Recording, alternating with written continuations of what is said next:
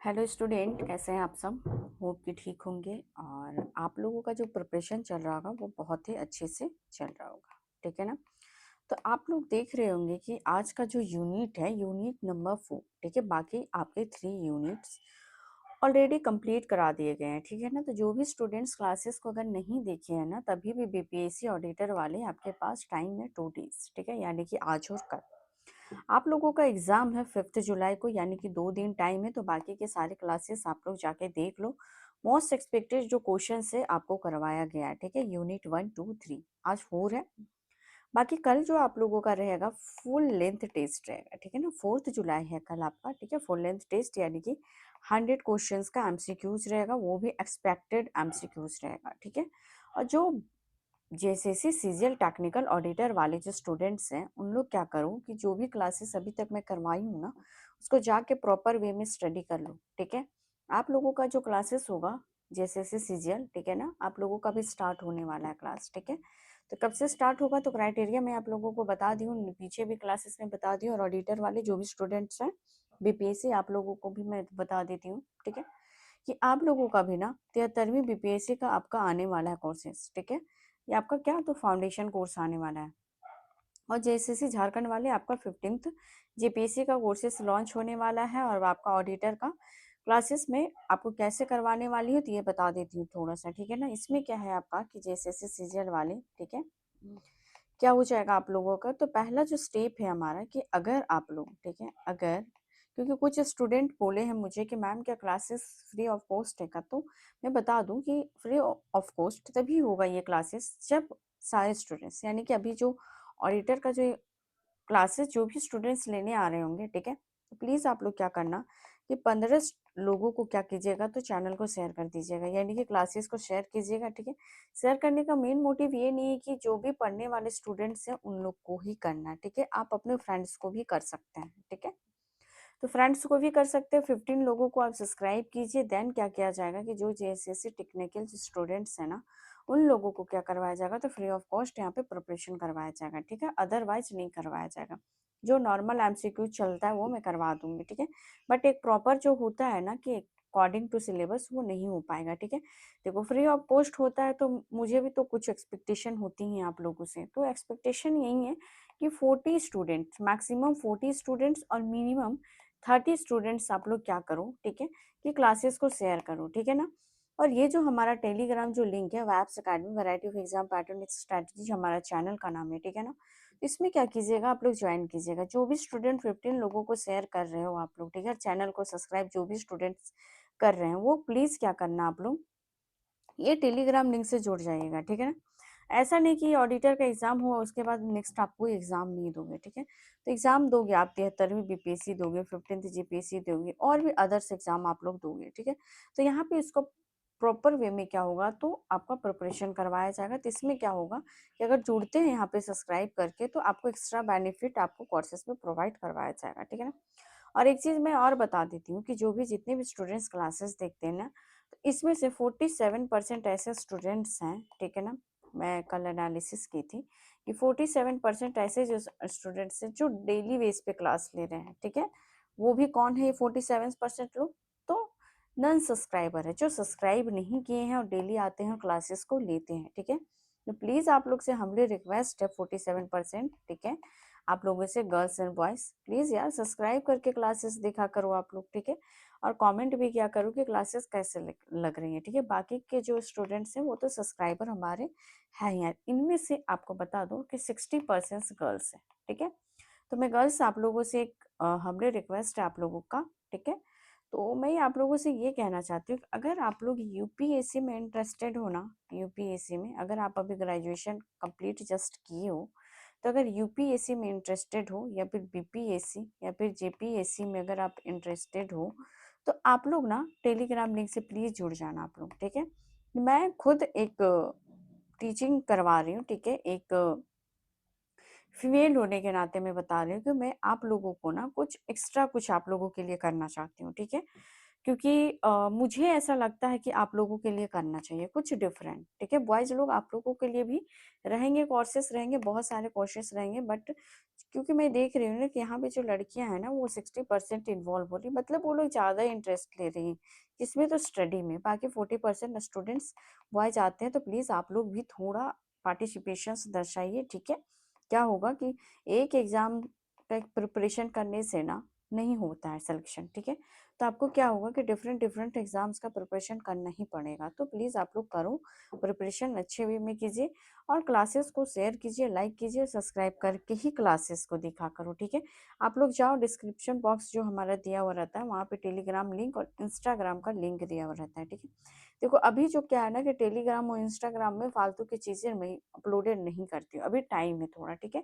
जब ये ईयर का जो लास्ट लास्ट हो जाएगा ना, तो बहुत सारी चीज़ वहाँ पे अपडेट करवाया जाएगा। तो 1000 सब्सक्राइबर के अंदर आप लोग बनो, तो आप लोगों को एक्स्ट्रा बेनिफिट में प्रोवाइड करवा दूंगी, ठीक है ना?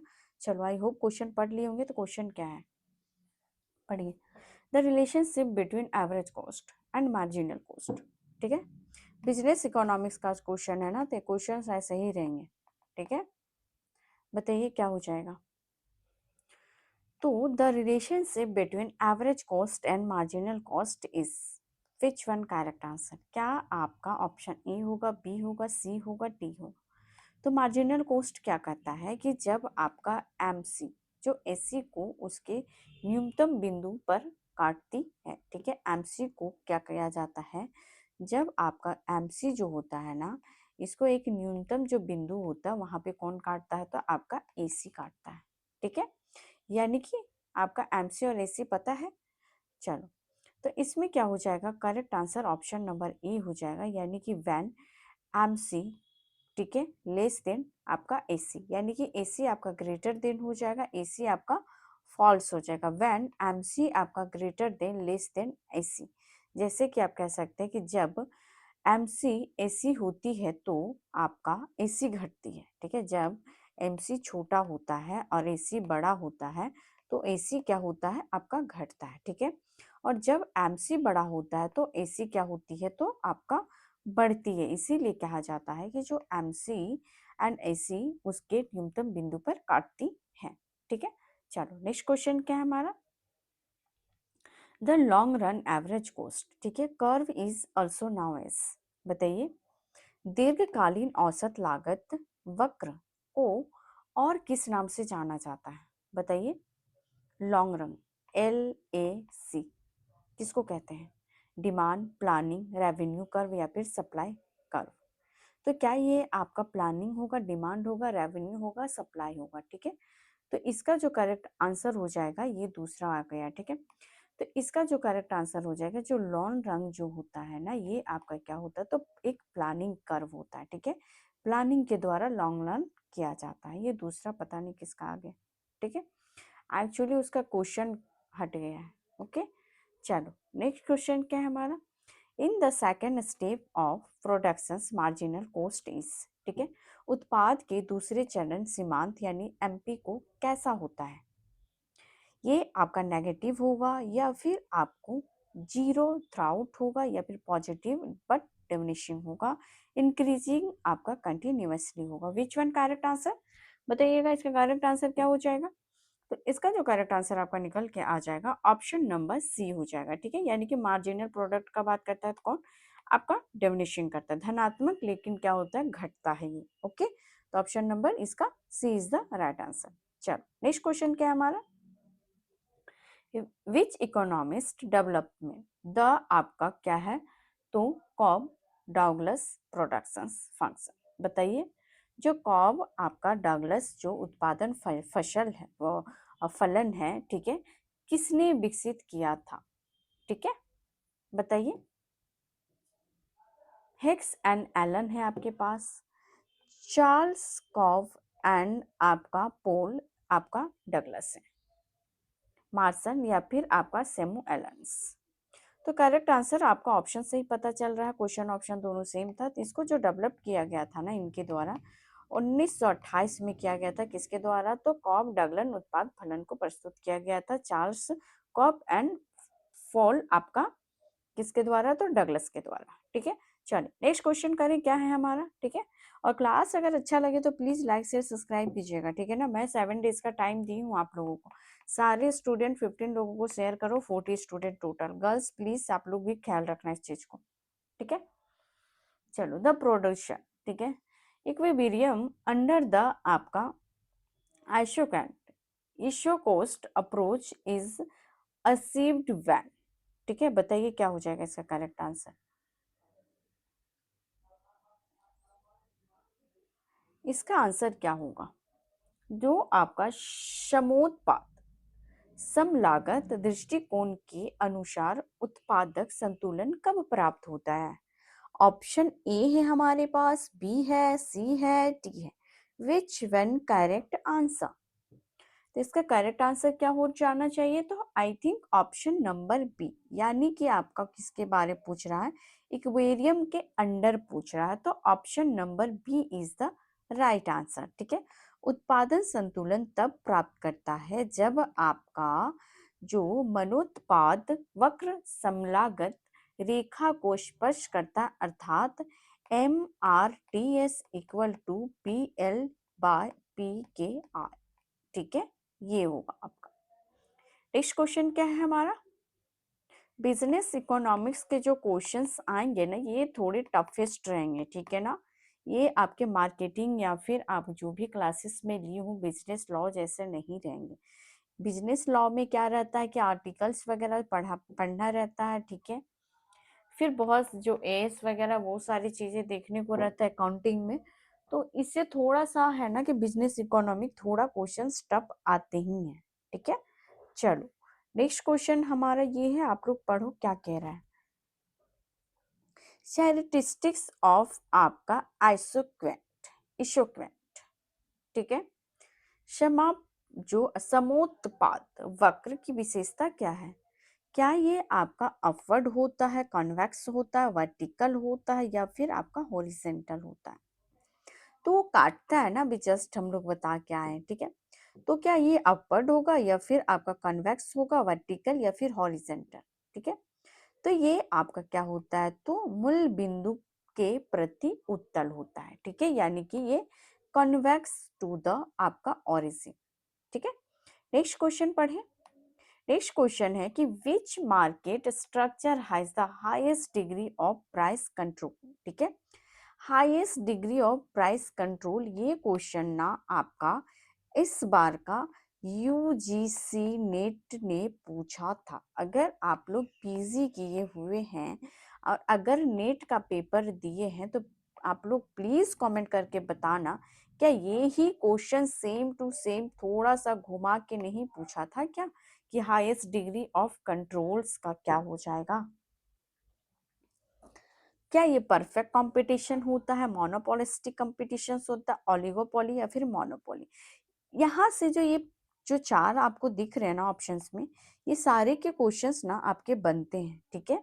तो इसका सारा का क्वेश्चंस मैं आज लेके आई हूँ, तो इससे कोई भी गलती नहीं होगा, ठीक है। तो याद रखिए, जो आपका मोनोपोली जो मार्केट होता है ना, ये एकाधिकार, केवल इसमें क्या होता है, विक्रेता होता है। इसमें सिर्फ और सिर्फ ओनली वन सेलर होता है, विथ वन क्लोज आपका सब्स्टिट्यूट होता है, मैकअप। इसी को बोलते हैं क्या, प्राइस मेकर, यानी कि मूल्य का निर्धारण होता है कहाँ पे, तो मोनोपोली मार्केट जो आपका वन सेलर होता है। और आपका इसमें तीन चीज याद रखिएगा, ठीक है।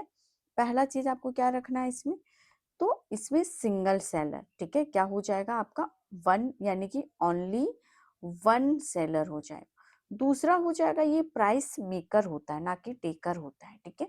क्या होता है ये, प्राइस को मेकर करता है, ये प्राइस को निर्धारित ये खुद करता है। तीसरा क्या बन सकता है कि जितने भी मार्केट्स है ना, इसमें मोनोपोली मार्केट्स क्या है, कि ये आपका लार्जेस्ट मार्केट है। क्या मार्केट है ये आपका, तो ये आपका लार्जेस्ट मार्केट है। तो यानी कि यहाँ से आपका चार क्वेश्चन बन सकते हैं। आप लोग कमेंट करके बताना कि प्राइस टेकर कौन सा मार्केट को कहते हैं, ठीक है।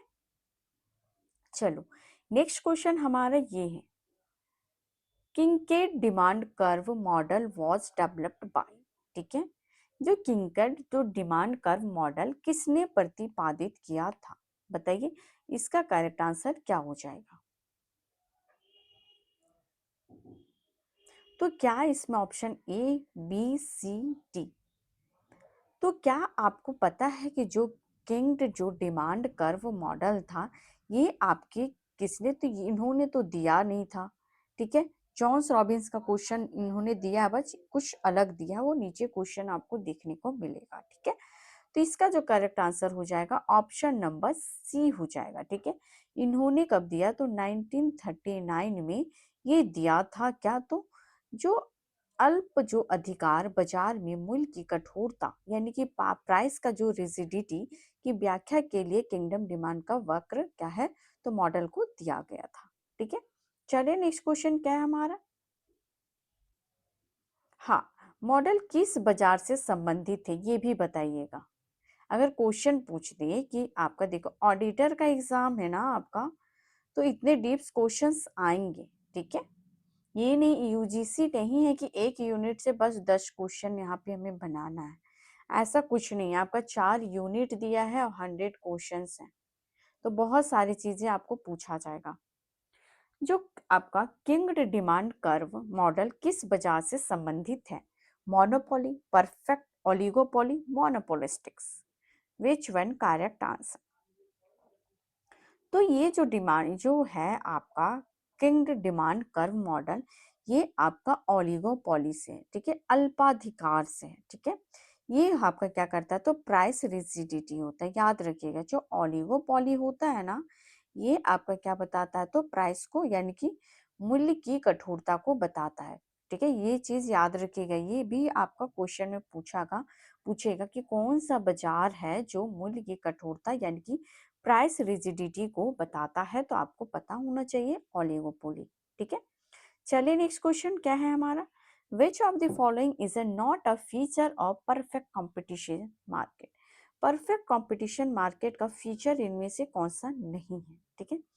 क्या ये होमोजेनियस प्रोडक्ट है, यानी कि इसमें आपका समान उत्पाद होता है, फ्री एंट्री फ्री एग्जिट्स होता है, ये आपका परफेक्ट नॉलेज होता है, या फिर प्रोडक्ट आपको डेप्रिसिएशंस देखने को मिलता है? तो क्या इसमें नहीं पूछा है, ठीक है। अभी तक का भी जितने क्वेश्चन किए सबसे इजी क्वेश्चन है, ठीक है। चलो, तो इसका आंसर हमारे पास नहीं है, तो इसका क्या, मेरे पास है बट क्या एनालिसिस में नहीं है। अभी जस्ट बोली कि अभी तक का सबसे इजीएस्ट क्वेश्चन है, तो प्लीज कमेंट करके बताइएगा कि जो परफेक्ट कंपटीशन मार्केट का ऑप्शन नंबर कौन सा हो जाएगा, ठीक है। चलो, नेक्स्ट क्वेश्चन हमारा ये हुआ, बताइए क्या हुआ इसका करेक्ट आंसर, ठीक है। प्रोडक्शंस फंक्शंस, ठीक है, अज्यूम्स, ठीक है, परफेक्ट आपका सब्स्टिट्यूटेबिलिटी बिटवीन इनपुट्स। बताइए क्या हो जाएगा।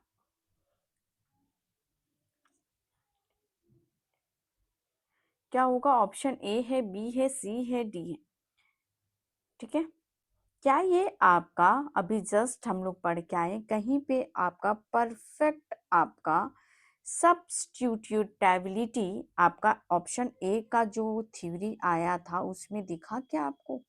लीनियर प्रोडक्शन फंक्शन, या फिर आपका लियोनिफ प्रोडक्शन फंक्शंस, या फिर आपका C E S production functions?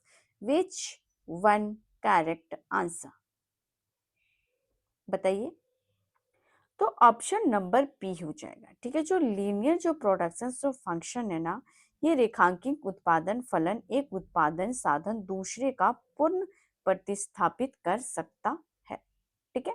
चलिए नेक्स्ट क्वेश्चन।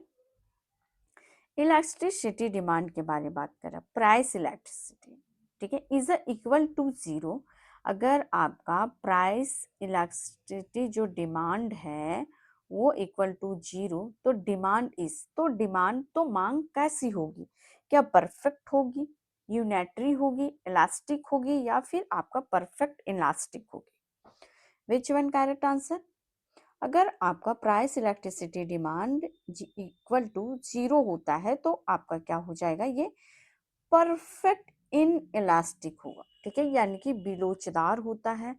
जब आपका लोचदार शून्य होती है, तब कीमत बदलने पर भी मांग की मात्रा नहीं बदलती है, ठीक है। चलिए नेक्स्ट क्वेश्चन देखते हैं क्या।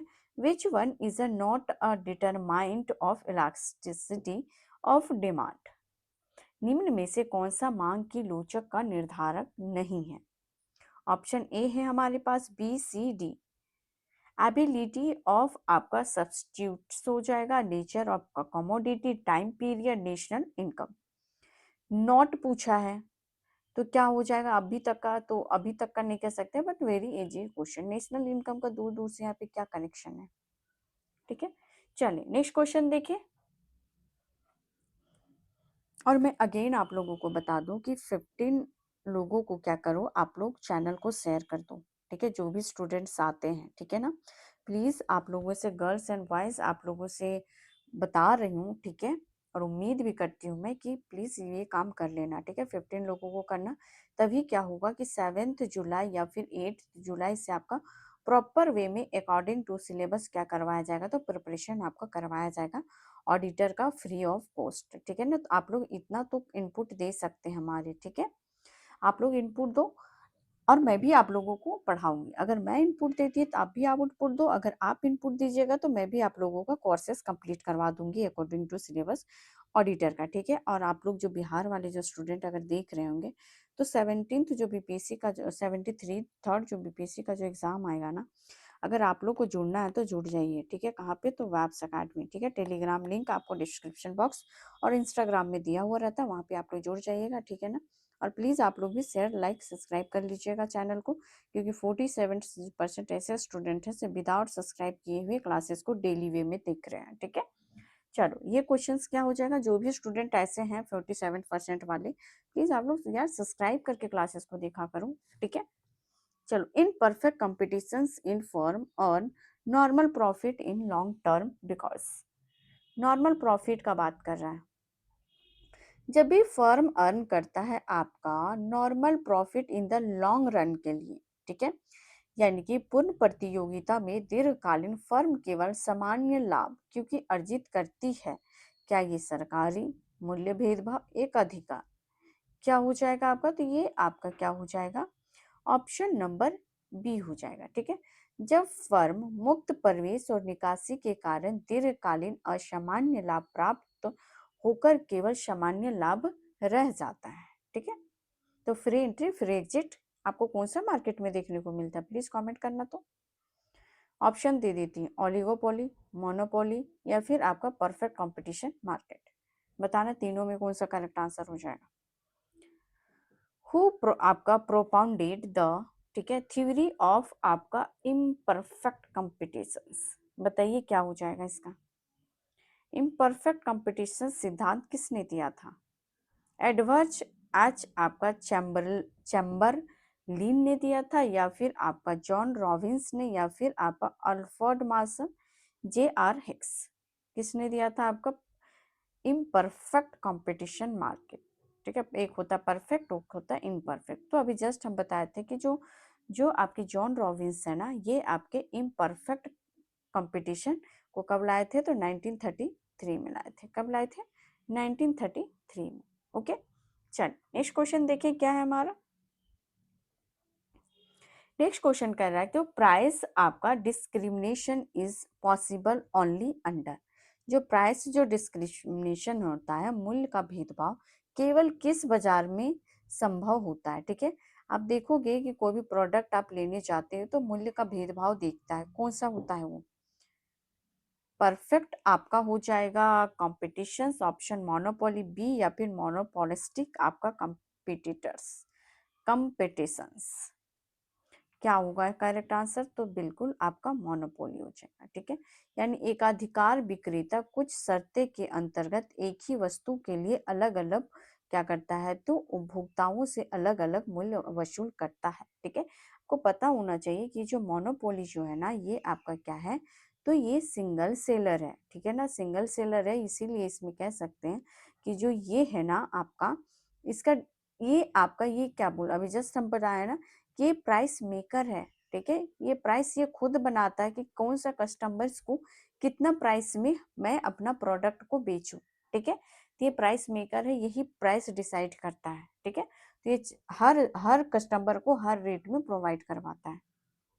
चलिए ये क्वेश्चन भी आया था, यू सेप के बारे स्टेटमेंट में दिया हुआ था, ठीक है, यूजीसी नेट पूछा था, ठीक है, बताइए क्या हो जाएगा।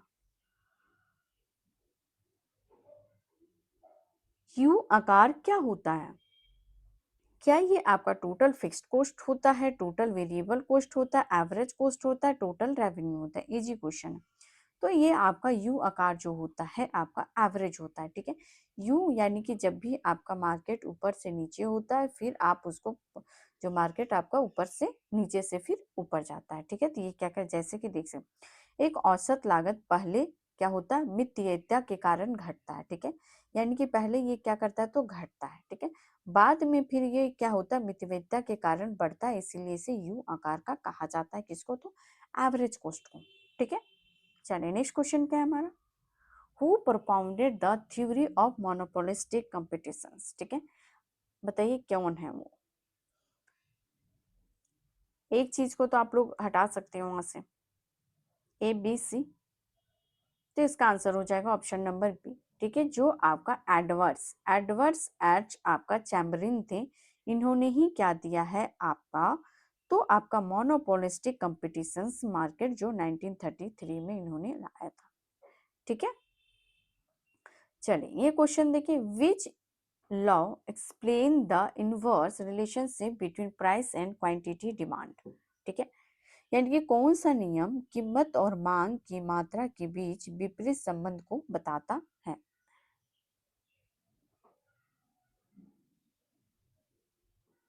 प्राइस एंड क्वांटिटी जो आपका है डिमांड को विपरीत बताता है, बताइए। Law of supply, law of variable आपका प्रोपोर्शंस हो जाएगा, या फिर लॉ ऑफ डिमांड, या फिर law of return to state, ठीक है। तो लॉ ऑफ डिमांड जो कहता है आपका कि मांग का नियम कहता है कि अन्य बातें समान रहने पर कीमत बढ़ने से मांग घटती है, ठीक है। सबको पता है कि अगर प्राइस अगर हाई होता है तो डिमांड आपका लो होता है, ठीक है ना।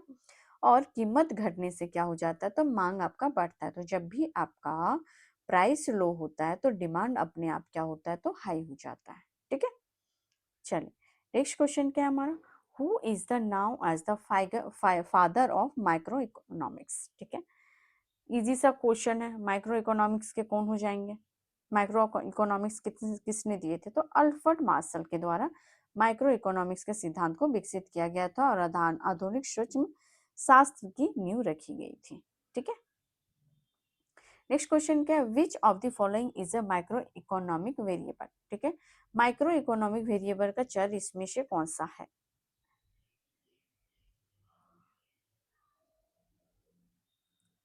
यहाँ पे दो ही चीज में आप लोग कंफ्यूज हो सकते हैं, ऑप्शन बी एंड सी में।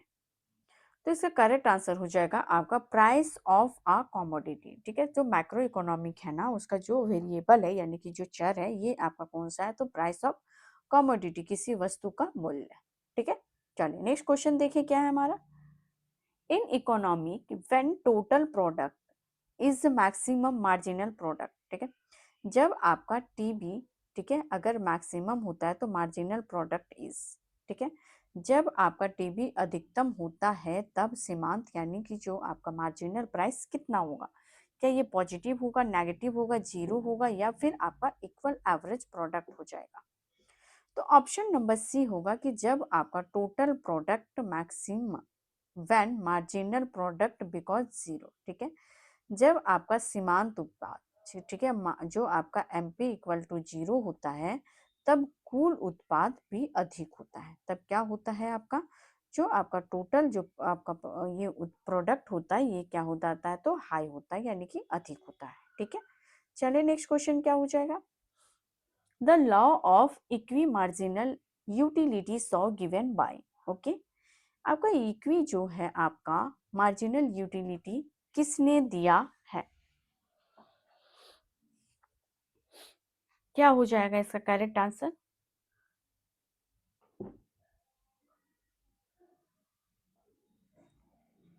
Option A B C D, तो आंसर हो जाएगा ऑप्शन नंबर सी, जो equi marginal utility known as आपका किसने दिया है, तो ये आपका गॉशनर का सेकेंड लॉ के द्वारा दिया गया, किसके द्वारा, तो गॉशनर का सेकेंड लॉ भी कहा जाता है इसको, ठीक है। इसीलिए इसको कह सकते हैं कि जो आपका मार्जिनल यूटिलिटी जो दिया है ये गॉशनर के द्वारा दिया गया था, ठीक है। चलिए नेक्स्ट क्वेश्चन देखें क्या है। अकॉर्डिंग टू द आपका cardinal utility theory utility can be, ठीक है। कार्डिनल का जो है उपयोगिता सिद्धांत के अनुसार उपयोगिता को किस रूप में मापा जा सकता है। क्या ये ऑर्डिनल नंबर्स होंगे, कार्डिनल नंबर्स होंगे, परसेंटेज ओनली, या फिर आपका ग्राफिकली, ठीक है। और हाँ, आप लोग मुझे ये बताना ना कि आप लोग का जो अंडरस्टैंडिंग है या आपका जो लैंग्वेज है क्या हिंदी है या फिर इंग्लिश है, ठीक है ना। प्लीज कमेंट करके जरूर बताना, ठीक है ना। इसके अकॉर्डिंग मैं क्या करूंगी कि उसी लैंग्वेज में मैं आप लोगों को क्या करूंगी तो टीचिंग करवा दूंगी, यानी कि पढ़ा दूंगी, ठीक है। आई होप इसका आंसर दे चुके होंगे, तो इसका आंसर ऑप्शन नंबर बी हो जाएगा, ठीक है। कार्डिनल यूटिलिटी जो थ्योरी है, assumptions that utility can measure आपका नॉमरिकली इन यूनिट आपका यूटिल्स, ठीक है। यानी कि कार्डिनल उपयोगिता के सिद्धांत के अनुसार क्या है तो यूटिल्स के में संख्यात्मक रूप से मापा जाता है। किस में मापा जाता है, वेरी इंपॉर्टेंट क्वेश्चन है ये, ठीक है। तो किस में मापा जाता है तो यूटिल्स में मापा जाता है, ठीक है, यूटिल्स में। तो इसका आंसर क्या हो जाएगा, कार्डिनल नंबर, यानी कि यूटिल्स में किसको ना मापा जाता है तो कार्डिनल यूटिलिटी थ्योरी, ठीक है। चलिए नेक्स्ट क्वेश्चन क्या है हमारा, which market structure is a now for product differentiation, ठीक है। प्रोडक्ट डिफरेंशिएशन किस में आपको देखने को मिलता है। अच्छा, ये आई थिंक ये क्वेश्चन रिपीट हो गया क्या, नहीं। किस बाजार संचार में मूल्य विशेषता विभेदीकरण प्रोडक्ट डिफरेंशिएशन का बात कर रहा है, परफेक्ट मोनोपोलिस्टिक कंपटीशन या फिर आपका डियोपोली। तो इसका करेक्ट आंसर हो जाएगा आपका monopolistic competition firm sell differentiated products given the same control over the price, ठीक है। कह सकते हैं कि जो आपका आधिकारिकतम प्रतियोगिता में फर्में भिन्न होती, यानी कि आप देखते होंगे मॉल जाते होंगे तो वहां पे आप देखते होंगे डिफरेंट डिफरेंट टाइप्स के आपके शॉप्स देखने को मिलेंगे, ठीक है। उत्पाद बेचती है, जो भी है आपका डिफरेंशिएशन वो अलग अलग तरह के प्रोडक्ट को क्या करते हैं, सेल करते हैं, इसीलिए मूल्य निर्धारण की कुछ शक्ति मिलती है, ठीक है। चलो, मान लो कि आप कोई भी मार्केट गए तो डिफरेंट डिफरेंट आपको शॉप दिख रहा है, तो आप इससे इज्यूम कर सकते हैं कि कौन सा आप प्रोडक्ट को परचेज कर सकते हैं विच शॉप, ठीक है। जो शॉप्स में आपको कंफर्ट लगेगा उसी शॉप में आप क्या कर सकते हो कि आप उस प्रोडक्ट को परचेज कर सकते हैं, ठीक है। नेक्स्ट क्वेश्चन है हमारा, which of the following is not a characteristic of and difference curve, ठीक है। डिफरेंस कर्व क्या है बताइएगा, नॉट अ कैरेक्टरिस्टिक्स पूछा है, इसकी मतलब कि उदासीनता वक्र विशेषता नहीं है, कौन सा नहीं है, ठीक है।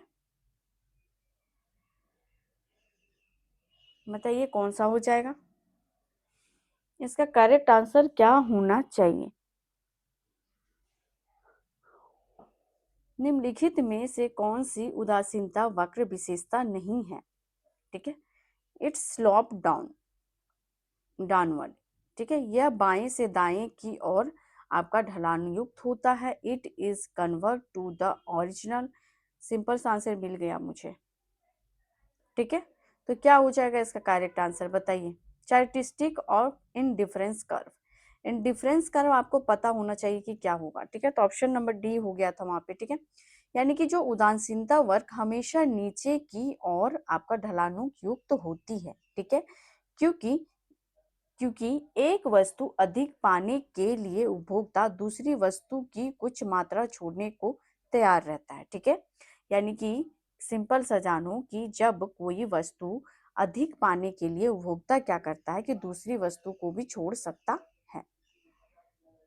चलो नेक्स्ट क्वेश्चन क्या है हमारा, which economist is associated with the difference curve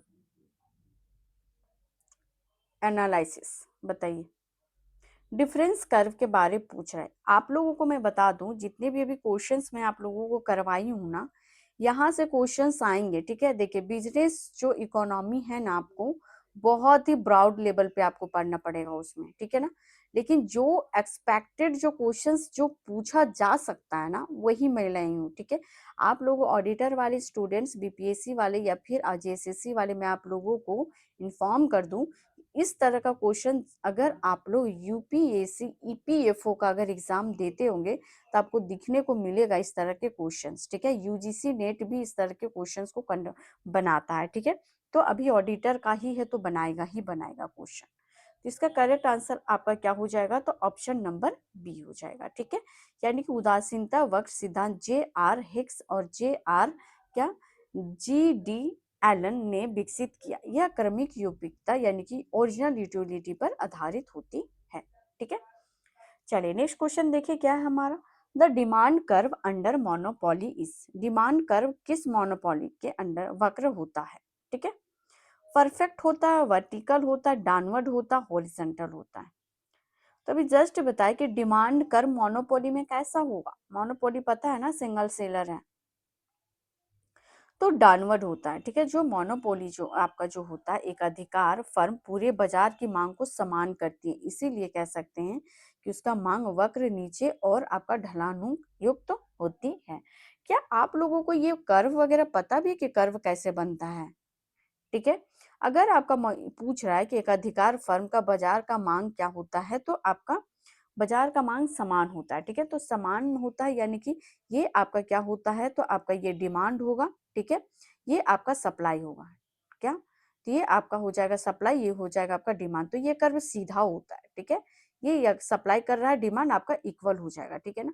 और अपवर्ड और डाउनवर्ड होता है, जो डाउनवर्ड आपका ऐसे स्लोप करता है, ठीक है। अपवर्ड जो होता है ये आपका ऐसे स्लोप करता है, यही होता है कर्व, ठीक है। कर्व आप लोगों को पता होना चाहिए। चले क्या हो जाएगा इसका करेक्ट आंसर बताइए। मार्जिनल रेट आपका सब्स्टिट्यूएंट रिफर्स टू,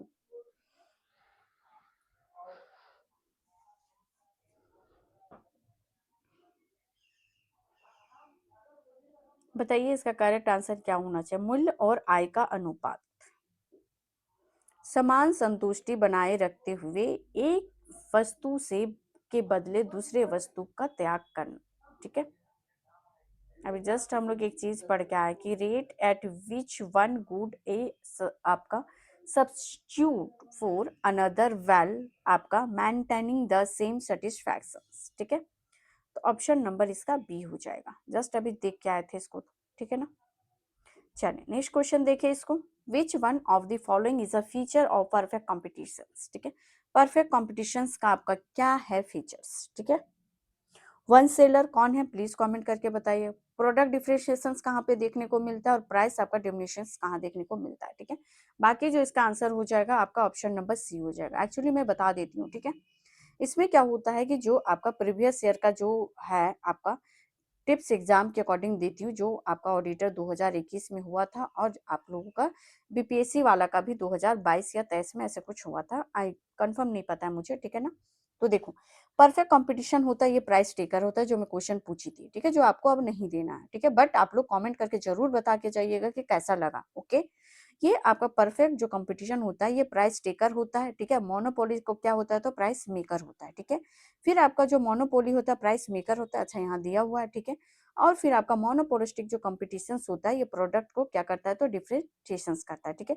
ऑलिगोपोली की क्या करता है, इसमें कुछ सेलर्स होते हैं और म्यूचुअल आपका इंटरपेटेंडेंट्स होते हैं, ठीक है। तो यही आपका सिंपल वे में इसको देख सकते हैं, ठीक है। और जो आपका लार्ज में होता है इसमें आप हॉरिजॉन्टल प्रोडक्ट्स ये सब आप लोग प्राइस टेकर वगैरह ये सारी चीजें आप लोग एक बार देख लो, ठीक है।